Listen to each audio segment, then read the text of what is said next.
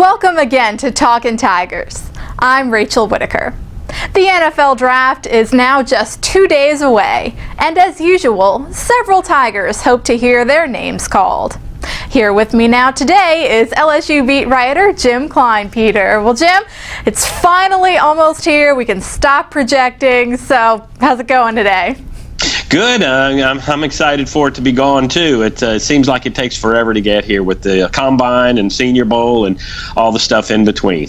Right, and something in between that's surfaced is defensive back Jalen Collins. Reports have surfaced of him not passing some drug tests back in college. But how might this affect him, and what does he bring that NFL teams might be okay with letting that slide? Well, not all failed drug tests are created equal. I think if these things happened in his redshirt freshman year when he was sitting out, and that's when a lot of things happen because the players are not focused on football. They aren't playing. And if it happened then and he's cleaned it up, by the time he got into his redshirt freshman season and was playing, then I think a lot of NFL teams will just ignore that. But if this was going on through his through his last season at LSU, I think they would take a dimmer view of it, and they would see it as maybe more of a problem for him. The one good thing is that he didn't test positive at the Combine like Randy Gregory did, and this is good because when you test positive at the Combine, it really raises a red flag that you are not paying attention, or you're just not very intelligent, or maybe you've got like a drug problem, or at least an addiction problem. So I think he has that going for him, and I don't think he'll fall too far. I think he'll fall into the second round somewhere, maybe in the top half.